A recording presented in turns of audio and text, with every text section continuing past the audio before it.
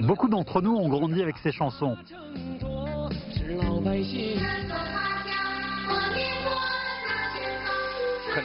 Il a composé de nombreuses œuvres musicales de renom.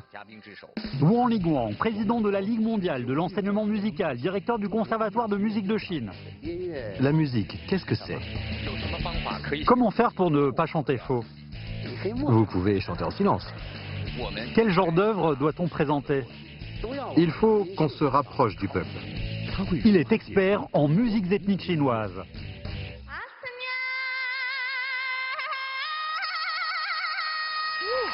Quelle est la relation entre la musique et la culture?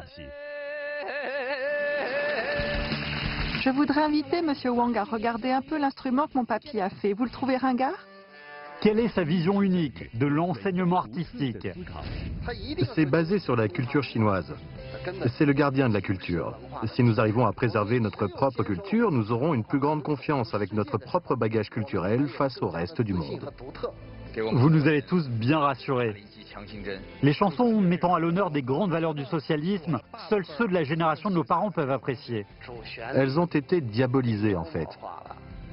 Nous tenons à préserver la nôtre, à apprendre des autres et à nous projeter dans l'avenir.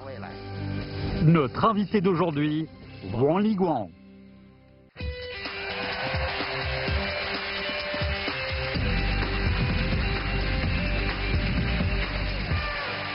Bonjour à tous, merci de nous rejoindre. Vous regardez Magistral, c'est la première classe ouverte télévisée pour vous, les jeunes de Chine. Moi, je m'appelle Saléning, soyez les bienvenus. Le thème de notre émission d'aujourd'hui tient en un mot. Musique, le fleuron de l'humanité. Notre invité d'aujourd'hui est lui-même musicien. Beaucoup d'entre nous ont d'ailleurs grandi avec ses chansons.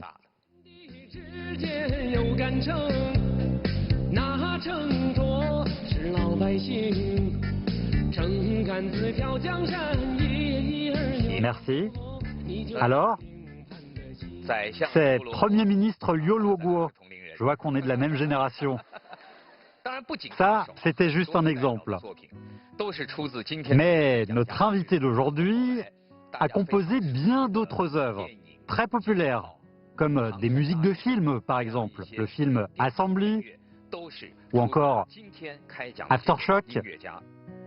En tant qu'expert dans l'enseignement musical, il ambitionne de faire connaître davantage la Chine au monde entier, par le moyen de la musique chinoise. Applaudissements, s'il vous plaît, pour notre invité d'aujourd'hui, le président de la Ligue mondiale de l'enseignement musical, directeur du Conservatoire de musique de Chine, Monsieur Wang Liguang.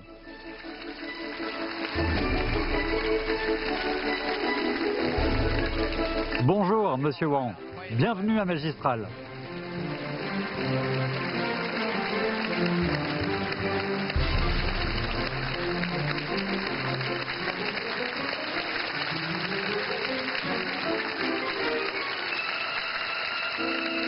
Merci à vous. Asseyez-vous. Est-ce qu'il y a des élèves en musique? Ah, c'est pour ça.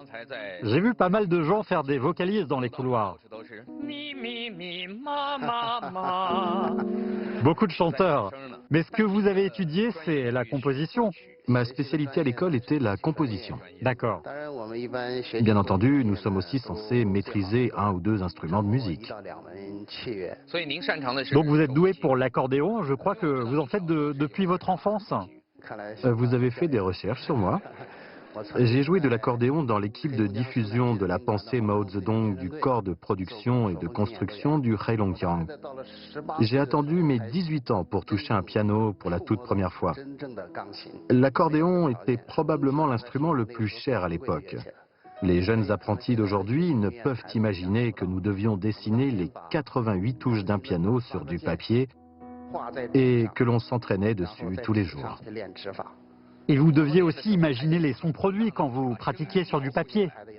Les notes étaient dans la tête, oui. C'était vraiment un autre monde. Mais cela ne réduisait pas notre passion pour la musique. La musique, pour nous, représente une part importante de notre existence. Et c'est aussi un mode de vie. Un musicien doit savoir chanter, non?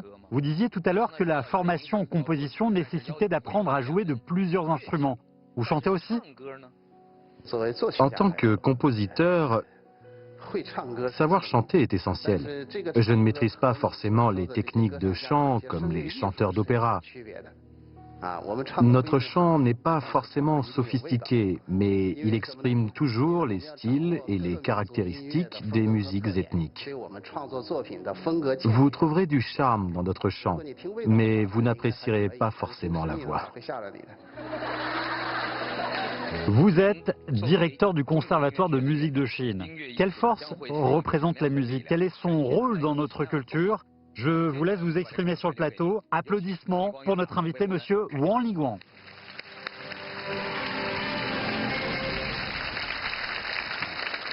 Bonjour. Le thème d'aujourd'hui porte sur l'art de la musique. J'aime l'art. J'ai le plaisir de partager avec vous ma vision de la musique. Je suis diplômé d'une école de musique, mais je ne prétends pas avoir commencé tout jeune. Je suis entré à l'université à 25 ans. La formation a duré 5 ans, c'est-à-dire que je fus diplômé à l'âge de 30 ans. J'ai commencé mes études musicales tardivement. La plupart des musiciens apprennent la musique depuis leur enfance, de la crèche à l'école primaire, secondaire, puis l'école supérieure. Je me suis formé plutôt à l'école de la vie. Mes inspirations viennent du quotidien.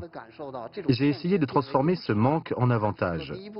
La première chanson que j'ai écrite après mon diplôme, c'est le générique de la série télé Premier ministre Liu Luoguo. Et elle a eu un succès populaire. Quand j'ai été sollicité par le producteur pour écrire le générique, j'étais fou de joie. Je me disais que j'allais écrire un grand classique. Je leur ai présenté ensuite un morceau. Et je leur ai dit que j'allais insister sur le charisme du personnage, que mon générique et ma musique aideraient au développement de l'histoire. Mon enthousiasme a un peu choqué le producteur. Il m'a dit « Vous me faites peur ». J'étais enthousiaste parce que je voulais prouver ma créativité. Je voulais mettre tout ce que j'avais appris pendant 5 ans dans une seule chanson. Une chanson dure en général 4 minutes. Imaginez comment résumer 5 ans de techniques accumulées en 4 minutes. La chanson était ultra chargée. Le producteur me conseilla de me calmer, de rentrer chez moi et d'écrire quelque chose d'écoutable. Dans ma tête, ma première réaction fut « Mais est-ce que vous comprenez la musique, vous? C'est moi qui suis diplômé d'une école de musique. Vous, vous n'êtes qu'un producteur. Votre avis ne compte pas. » Voilà ce que j'ai pensé. Je n'arrivais pas à encaisser le coup. Puis, j'ai pris le temps de réfléchir. J'ai compris ce qu'il voulait dire, l'importance du public. Qui écoutera ma musique? Pour qui est-ce que j'écris une chanson? J'ai mis du temps à trouver la réponse. Le processus fut douloureux pour moi, franchement. Ensuite, la série et les chansons ont eu du succès. Et même les enfants chantaient le générique. Cela m'a longtemps influencé. J'ai assimilé le conseil du producteur et j'ai compris qu'il connaissait mieux l'attente du public. Il a aussi suscité en moi une question. Comment réconcilier le goût des musiciens avec le grand public? J'ai beaucoup appris de cette expérience. Ma conclusion se résume en un mot. Oublier. Je devais oublier tout ce que je prétendais avoir appris à l'école. Je devais tout réapprendre de la vraie vie et des vrais gens. L'important est de communiquer avec les gens. Une bonne œuvre est née d'une bonne communication et d'un bon échange. La musique ne consiste pas seulement à jouer ou à chanter. Elle sert aussi à purifier nos esprits et à nous sortir de la vulgarité.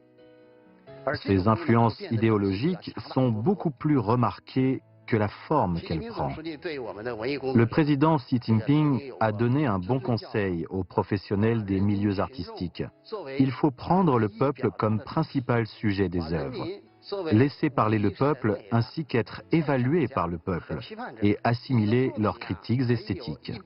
La musique dispose de centaines et de milliers de formes et d'expressions alors que le contenu essentiel et la racine idéologique reposent sur nos vies. Donc, dans la création d'une œuvre, il faut se rapprocher du peuple. On essaie de diffuser des messages positifs aux gens, en tout cas. Les formes et les contenus de nos créations artistiques qui sont acceptés par le peuple ont ce précieux qualificatif de populaire.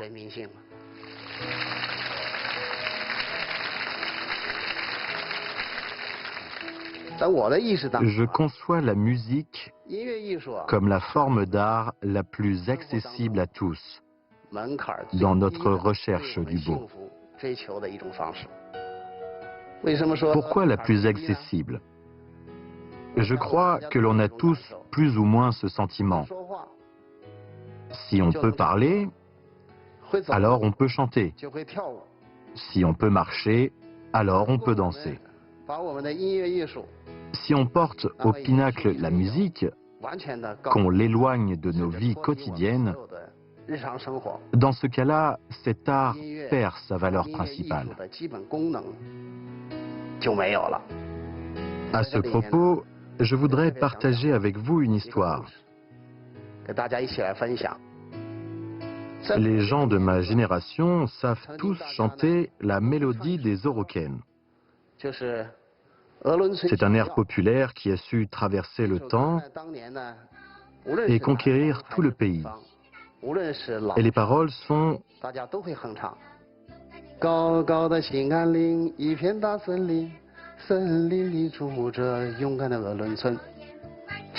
C'est une chanson chantée pendant la chasse par l'ethnie d'Oroken dans la province du Heilongjiang. Dans les années 50 et 60, elle était célèbre dans toute la Chine. Je suis né dans cette région. Mes parents étaient dans la 21e division du corps de production et de construction du Heilongjiang. Un jour, je me souviens très bien, mon école primaire était chargée d'accueillir de jeunes instruits venus de loin. Le chemin qu'ils devaient parcourir se fait aujourd'hui en 15 minutes en voiture. Mais comme il avait neigé, ils ont mis toute la nuit pour le parcourir. Ils sont arrivés au lever du jour en plein orage. 3 groupes de jeunes étaient sur 3 traîneaux. Nous étions heureux de les voir. Nous nous sommes tous tenus debout en ligne pour chanter un air de bienvenue, la mélodie des Oroken. Ça m'a laissé une impression très forte. En 1995, j'ai créé mon deuxième générique, Le Grand Nord Sauvage, pour la série télé Cercles Annuels. Lorsque j'ai écrit la chanson, j'ai essayé de retrouver les souvenirs de ces jeunes instruits de mon enfance. Je voulais incorporer mes premières impressions dans la chanson. J'ai donc eu l'idée d'écrire Le Grand Nord Sauvage. J'ai laissé la partie avec les voix d'enfants à l'état brut. Le fleuve Songhuatiang est si beau, les vagues roulent vers demain.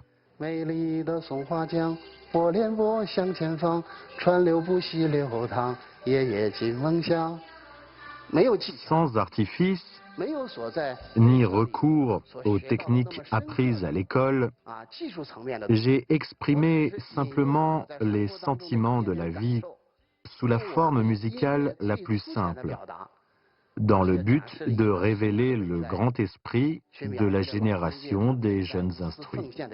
La musique n'a rien de mystérieux. Il suffit de l'écouter. Je suis enseignant. L'éducation artistique est comme les autres disciplines. Elle n'est pas particulière. L'objectif de l'éducation est de nous apprendre la raison.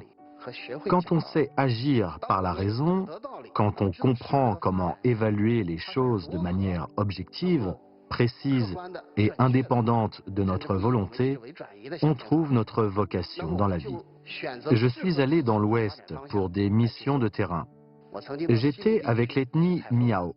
Je me souviens qu'une fille en 5e m'a chanté une pièce d'un opéra occidental. J'étais gêné car elle n'avait pas assimilé les techniques vocales de l'opéra et elle ne comprenait pas le vrai sens de l'opéra. Donc, quand elle chantait, elle forçait sa voix, ses mouvements. Ce n'était pas naturel. Elle avait une posture un peu tordue également. Je lui ai demandé, est-ce que tu es à l'aise quand tu chantes comme ça? Et elle m'a dit qu'elle ne savait pas. Je lui ai demandé qui lui avait appris à chanter l'opéra et si elle connaissait des chansons locales. Elle a dit oui, et je lui ai demandé de m'en chanter une. D'un seul coup, sa jolie voix s'est répandue dans la pièce, tellement naturelle et sans aucune préparation. Elle était joyeuse quand elle chantait. Cette scène m'a impressionné. Et j'ai dit à son prof qu'elle était très bien quand elle chantait les airs de l'ethnie Miao. L'opéra repose sur l'italien. Nous, les Asiatiques, n'avons pas la même physiologie que les Occidentaux. Pour moi, il n'existe pas d'art supérieur ou inférieur. Ce qui importe, c'est de savoir quels arts nous appartiennent, quels arts nous sommes susceptibles de maîtriser. L'art occidental n'est pas forcément supérieur à l'art chinois. L'élégance existe dans tous les arts. Si elle chante bien les chansons miao, pourquoi ne pas la laisser continuer à chanter? Pourquoi la forcer à apprendre une forme qu'elle n'arrive ni à maîtriser ni à comprendre? Il s'agit du problème de la fierté culturelle dans notre éducation. Quelle est notre fierté culturelle? Nous devons comprendre et connaître notre propre culture. C'est très important. Plus globalement, vous comprenez-vous vous-même? Si c'est le cas, si vous êtes sûr de ce que vous êtes, je crois que vous aurez de la fierté en vous. En tant que directeur d'un conservatoire de musique, je réfléchis à la manière dont les écoles chinoises de musique fondent leur assurance. La musique chinoise est l'élément précieux de notre culture traditionnelle. L'école chinoise, que j'ai évoquée tout à l'heure, sur quoi est-elle basée? Elle n'est évidemment pas basée sur l'école classique viennoise, ni l'école folklorique russe. Qu'est-ce que l'école chinoise? Elle est basée sur les éléments musicaux chinois, avec un style fondamentalement chinois. Elle se manifeste par des œuvres chinoises, interprétées par des musiciens chinois. Donc, j'ai proposé ma philosophie d'enseignement. Ce principe me guidera dans le développement de mon établissement. Prendre la tradition comme héritage, véhiculer son esprit, cultiver les talents et propager la musique chinoise. Prendre la tradition comme héritage. Cela implique la transmission de la culture chinoise qui est l'idéal des valeurs du peuple chinois, qui est le corps et l'âme des Chinois, qui est la racine du conservatoire de musique de Chine. L'abréviation de mon école, Guoyin, à savoir musique chinoise, doit aussi désigner, à mon avis, la tradition de la culture chinoise. C'est basé sur la culture chinoise. C'est le gardien de la culture. Nous devons toujours avoir à l'esprit qu'il n'est pas facile de préserver notre culture traditionnelle. Il est nécessaire de préserver notre culture pour avoir l'assurance et pour garder notre charme unique que nous présentons notre musique au reste du monde. Nous devons garder nos racines en apprenant des autres.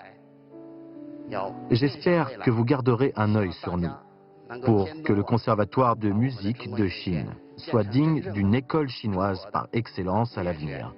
Je vous remercie.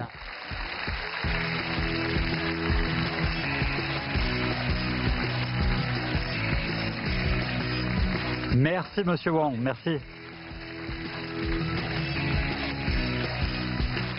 Merci à tous. Vous pouvez vous asseoir, merci. Vous nous avez bien rassurés en disant que la musique était un art accessible à tous. Ça me rappelle une discussion entre un père et son fils. L'enfant dit « Papa, je veux apprendre la musique, tu m'achètes un piano ?» Et son père lui répond « Tu n'as pas besoin d'un piano pour apprendre la musique, il suffit simplement de siffler. » Siffler avec ses cordes vocales, transformer l'air de son corps en mélodie pour obtenir également un plaisir musical. Puis, s'il souhaite approfondir, il apprendra à jouer d'un instrument pour se construire un univers musical. Mais son point de départ est la mélodie du cœur et le plaisir que la musique apporte dès le plus jeune âge. Exactement. En septembre 2017, vous avez organisé un forum d'échange entre les directeurs des conservatoires de musique du monde entier.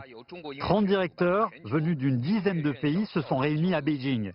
Est-ce que vous pouvez nous expliquer pourquoi ils ont été attirés par l'idée de venir en Chine et de participer à ce forum? C'est la première fois que les directeurs des écoles de musique classées parmi les 30 premières au monde se sont réunis à Beijing, chez nous, au Conservatoire de musique. Et quelle était leur motivation? Je pense que c'est le fait que la Chine soit de plus en plus influente sur la scène internationale, que la culture chinoise soit de plus en vue. La musique chinoise a pu profiter de cette occasion pour renforcer son identité spécifique. C'est pour cela que nous avons attiré l'attention des meilleures écoles de musique au monde. Notre motivation pour les inviter, c'est d'établir une école de musique de Chine. Qu'est-ce que ce genre d'établissement peut apporter à la culture asiatique et mondiale? Les directeurs des écoles se sont réunis chez nous pour en discuter.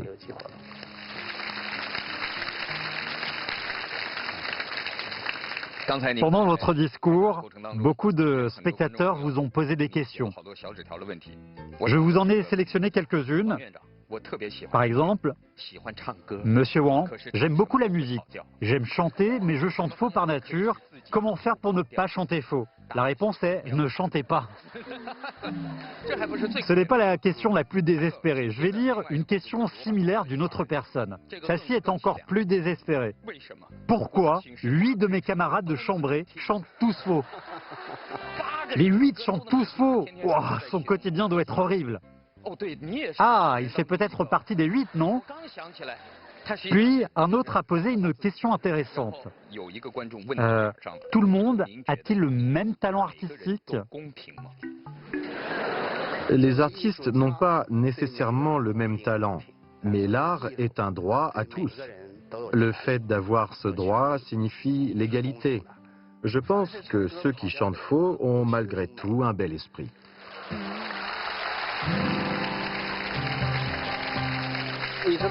Vous savez pourquoi? Parce que la mélodie dans leur cœur est forcément très belle.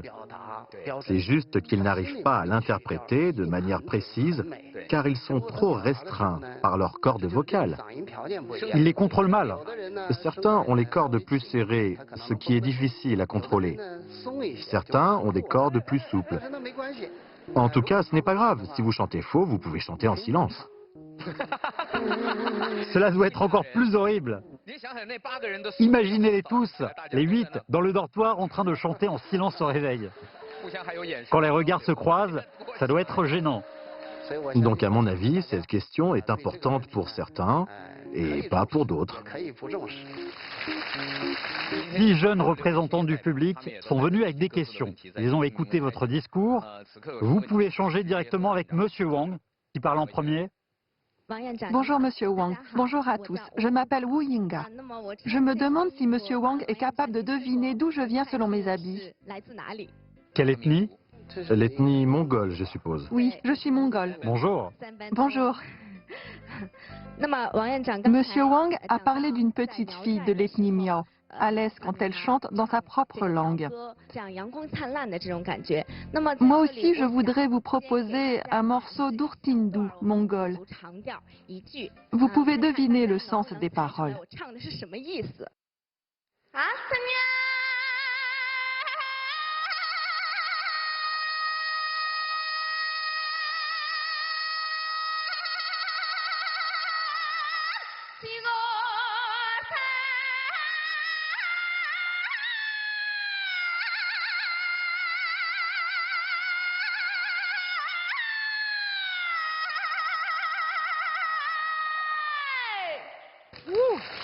Merci à vous. Son chant m'a donné la chair de poule. Je ressens réellement le charme de la musique. Vous voyez, elle ne parle pas comme elle chante. En effet. Elle est devenue une autre personne quand elle s'est mise à chanter. Lorsque sa voix est montée, j'ai eu l'impression que le plafond s'était ouvert et qu'elle avait créé une fenêtre. parce qu'elle s'est exprimée avec la musique. Tant de puissance! Sa manière de s'exprimer est différente de la vôtre. Donc, vous avez remarqué la différence. Le charme musical se trouve précisément là. Quand vous chantiez, des images me sont venues à l'esprit. Je voyais une jolie fille attendre son amour sur la grande plaine. Votre chant m'a donné cette impression-là. Et vos habits expriment aussi la même chose. Les paroles racontent l'histoire d'Alouette aux ailes dorées qui chante en volant vers le ciel. Voilà le sens. Elle n'a pas chanté autant de mots. Oui, il y a peu de paroles, mais on fait durer les syllabes. Le corps humain est honnête. Même si on ne comprend pas la langue de son chant, eh bien notre corps a reçu un courant électrique dès qu'on a entendu sa voix. Les pores étaient tous ouverts. Ça prouve qu'on a reçu le message. C'est de là que vient l'expression « avoir la chair de poule ». Oui, exactement. Je pense que les chansons mongoles sont représentatives de la culture ethnique dans le Nord. Nous avons notre propre manière d'exécuter nos chants. Dans la troupe artistique de mon père, j'ai trouvé une cassette contenant une chanson mongole. L'éloge. La première partie de l'éloge. Oui.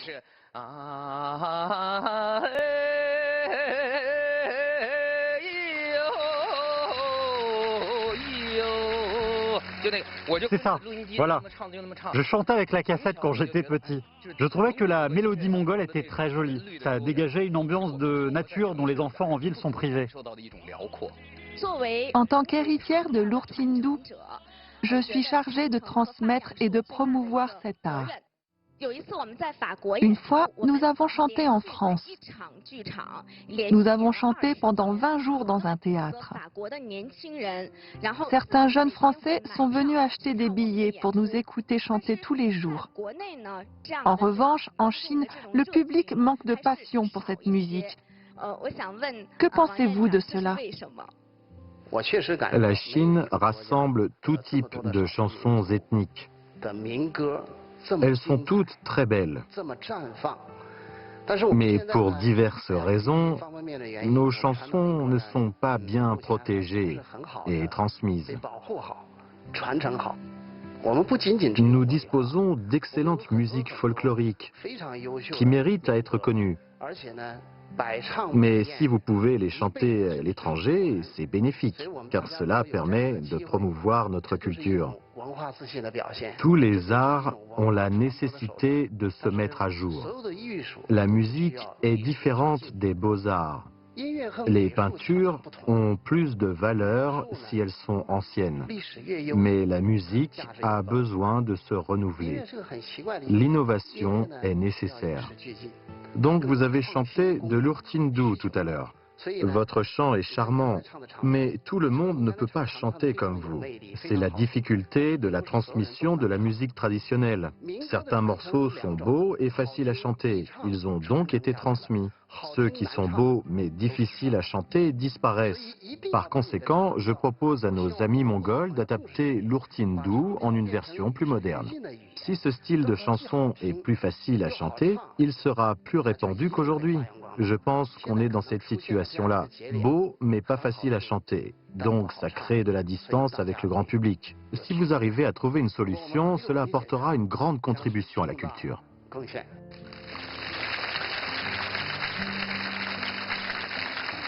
Peut-être que pour beaucoup d'étrangers, cette forme d'art est nouvelle et mystérieuse. Ça a donc un charme particulier. Mais la plupart des Chinois connaissent déjà plus ou moins cette musique, que ce soit l'Urtindu ou le roumet. Nous n'avons pas la curiosité des étrangers. De même, si les musiciens étrangers viennent en Chine pour chanter, ça va aussi susciter l'intérêt des jeunes. Les billets d'entrée se vendront bien. Mais peut-être que si l'artiste est connu et que le voile de mystère l'entourant a disparu, il remplira moins de salles. En tout cas, nous confirmons que la musique mongole est un fleuron de la culture chinoise, qu'elle valorise notre patrimoine. Oui. Pour notre propre culture, nous pouvons exprimer notre amour sous diverses formes. En tout cas, je suis un grand fan de l'Urtindu et du roumet. Merci. J'espère que vous nous présenterez encore plus de belles chansons. Merci. Cet art se portera de mieux en mieux grâce aux amateurs comme vous. Merci. Merci, merci. Le suivant ? Liu Guangqing. Bonjour Monsieur Wang. Bonjour tout le monde. Je connais votre nom grâce au générique de Premier ministre Liu Luoguo. Vous êtes aussi connu pour avoir écrit des chansons mettant à l'honneur des grandes valeurs du socialisme. Comment définissez-vous ces chansons? Par exemple, les jeunes comme moi aujourd'hui, quand on entend ce terme-là, on se dit que ça va être nul, que seuls ceux de la génération de nos parents peuvent apprécier. C'est trop sérieux, éloigné. Oui, pas naturel, pas libre. Oui, exactement. Voilà les étiquettes collées par les jeunes sur ces morceaux. Vous avez posé une très bonne question. Tout d'abord, je vais redéfinir les chansons de sensibilisation aux valeurs essentielles du socialisme. Elles ont été diabolisées. Les gens leur collent des étiquettes comme désagréables, stéréotypées, voire peu appréciées du grand public, etc. Comment je définis ces chansons? C'est la forme artistique que la majorité des gens sont capables d'apprécier, parce qu'il s'agit du sens commun. Cela me stresse quand vous dites que ce n'est pas de la bonne musique. Cela me stresse vraiment. À vrai dire, il faut mettre de l'idéologie dans nos œuvres.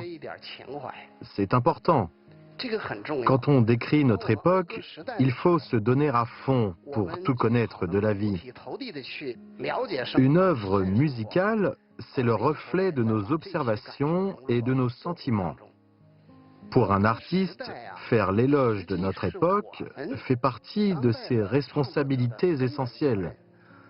Je suis certain que nous pouvons attirer l'attention du public si nous valorisons notre époque et ses héros. Par exemple, quand j'ai vu Wolf Warriors 2, je n'étais pas sensible aux techniques ou aux innovations cinématographiques, mais j'ai été ému par l'esprit puissant, le patriotisme et l'identité nationale que le film soulignait. Les chansons de sensibilisation aux valeurs essentielles du socialisme contiennent-elles cela? J'en suis certain. Mais elles manquent probablement du charme ou de l'énergie de Wolf Warriors 2. Vous avez bien averti nos artistes sur la question de la popularité. Nous allons faire attention à plus valoriser notre époque et notre peuple à travers nos créations.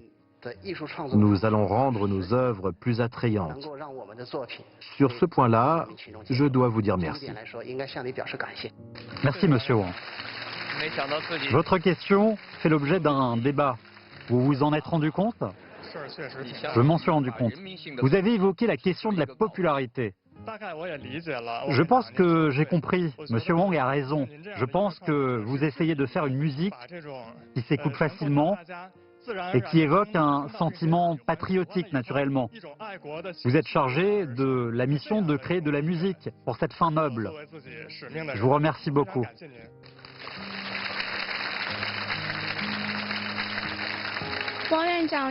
Bonjour Monsieur Wang, je m'appelle Liu Xiaotie. Je suis collégienne. Mon grand-père aime beaucoup fabriquer des instruments avec les ustensiles de cuisine. Je trouve que c'est ringard. Mon grand-père est là aujourd'hui. Ton grand-père est là? Bonjour. Bonjour monsieur.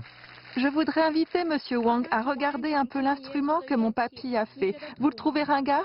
Des ustensiles de cuisine? Monsieur, montrez-nous s'il vous plaît. Oui, montrez votre instrument. Waouh! Vous pourriez expliquer à Monsieur Wang avec quel matériau vous avez fait cet instrument? Cette partie-là est une cuvette en fer. Et devant, une planche de bois. Et ça, c'est une canne à pêche. Ah bon? C'est une canne à pêche, c'est génial. Un archer fait avec une canne à pêche? C'est ça. Génial. Vous lui avez donné un nom? Penro. Arrosoir? Non, penro. Penro? Oui. Waouh, excellent. Jouez-nous un morceau, s'il vous plaît. La mélodie des monts Imangshan. Je suis de la région. Génial. Wow, très bien. Il est de la région. Ça se joue en 3D. C'est créatif.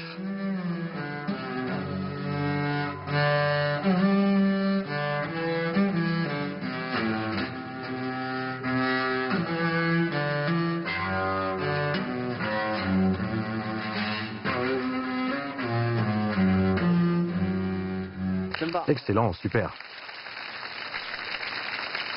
Je dois te dire que ton grand-père n'est pas du tout ringard. Il est très créatif, au contraire. Cet instrument est surprenant. L'archet traverse l'instrument par le milieu. C'est ça, en 3D. Il y a un impact sur l'effet sonore de la musique. La résonance. C'est ce que j'ai mentionné tout à l'heure. La musique est-elle inaccessible? Pas du tout. Elle n'est pas produite uniquement par les artistes sur scène. Ce qu'il vient de faire est de l'art musical. Le plus important, c'est le bonheur et la joie que ton grand-père a ressenti lorsqu'il fabriquait l'instrument. Donc, à mon avis, ce que toi tu trouves ringard est en fait exceptionnel. J'ai beaucoup aimé. C'est du bon goût, au contraire. Tout à fait, exactement. Personne suivante. Bonjour, je m'appelle Kie Yang. Nos discussions jusque-là tournent autour de la musique. Je voudrais élargir le sujet. Apprécions le son lui-même. Je vais vous faire écouter un premier extrait.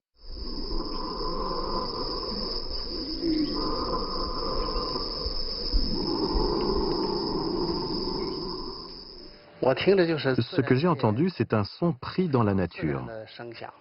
J'entends le ronflement d'un animal. Vous pouvez réfléchir à la réponse. Je vous en fais écouter un autre extrait.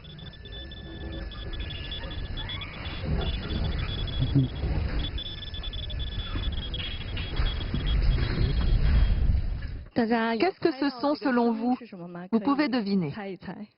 Ça ressemble à des oiseaux amoureux.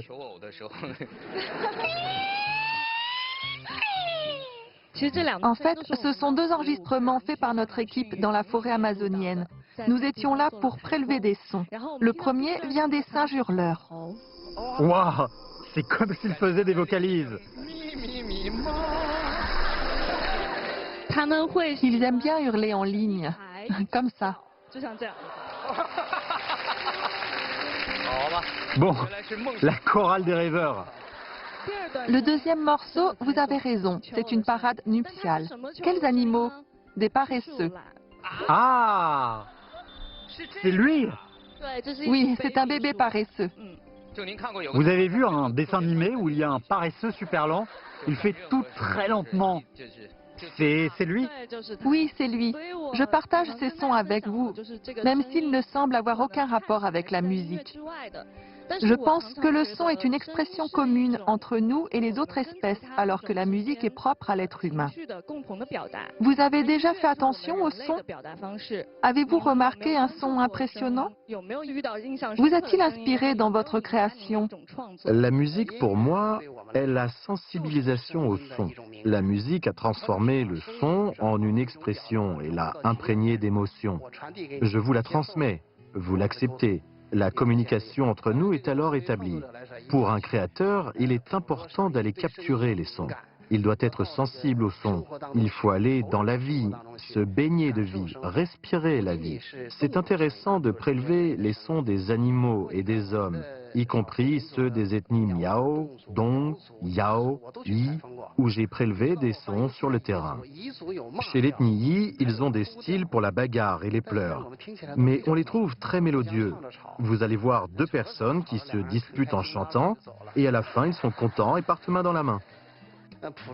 Capturer le son est nécessaire pour un compositeur. Chaque son est susceptible d'inspirer. Peut-être que le son d'un animal va stimuler votre imagination ou vous donner un autre langage traduisible par la musique. La capture de son est très importante. Vous avez fait quelque chose qui a beaucoup de sens et j'espère sincèrement que vous continuerez. Merci. Je vous remercie beaucoup. Bonjour Monsieur Wang. Bonjour, je suis un créateur. Vous dites que la musique est la forme artistique la plus accessible. Mais les danseurs malentendants dans la pièce Guanyin, la déesse aux 1000 bras, n'entendent pas du tout la musique. Inspiré par eux, j'ai fabriqué un costume adapté à leurs besoins. Je l'ai amené aujourd'hui. Oh, il est plutôt lourd. Oui, Le rythme, les mélodies et les échelles des sons sont analysés par des puces. Les résultats sont interprétés en vibrations. Ces vibrations sont rythmées et retranscrites selon les échelles de son. Ce n'est pas seulement un bracelet qui vibre à un rythme régulier. Les vibrations varient selon les différentes notes. Oui, c'est ça. J'ai une question à vous poser, Monsieur Wang. La musique, ce sont des vibrations de l'air. Mais est-ce que l'air vibré, c'est la musique? La musique, c'est un phénomène physique. Votre planche de bois vibre au même niveau que mes fils d'acier. La hauteur sonore est la même, disons la vibration à 664. Mais le timbre est différent. Donc vous profitez de ce phénomène physique pour que les malentendants ressentent les vibrations. Chaque personne ressent de manière différente. Nous sommes dans une époque où la technologie est développée, mais je dois mettre un bémol, car la conscience humaine est irremplaçable. Tout le monde ne tient pas la même chose d'un son. L'humain est différent d'un robot. La sensation que donne la vibration ne peut pas remplacer le sentiment humain. En revanche, il l'enrichira. La conscience artistique est constituée de tous les organes humains. Et ce n'est pas remplaçable par la technologie. Merci, Monsieur Wang. En fait, l'objectif de fabriquer ce vêtement, c'était pour remplacer l'interprète de la langue des signes, qui est en bas de la scène. Le costume vibrant leur permet de ressentir la musique à travers leur corps, au lieu de fixer leur regard sur les gestes de l'interprète, qui est censé dire où il faut commencer à danser, à quoi ressemble la musique, etc. Au moins, ce costume servira d'assistant pour les enfants malentendants ou malvoyants dans leurs études artistiques futures. Un bon assistant. Oui, ce sera utile. Personne suivante. Monsieur Wang, bonjour. Je m'appelle Zhang Xiyuan. J'enseigne le Sanxian au Conservatoire de musique de Harbin. J'ai une question à vous poser. Je viens d'être diplômée cette année et j'ai pris aussitôt un poste d'enseignante. J'ai l'impression que je n'ai pas réussi à m'habituer à mon statut d'enseignante. Parfois, je pense que je manque un peu d'autorité vis-à-vis de mes élèves. Avez-vous un conseil sur comment s'adapter au rôle d'enseignant le plus rapidement possible? Tout d'abord, ne changez pas de voix. C'est une expérience rare de la vie. Moi, j'essaye de me rapprocher des jeunes. J'ai fait un groupe WeChat avec mes élèves. J'aimerais être aussi jeune qu'eux.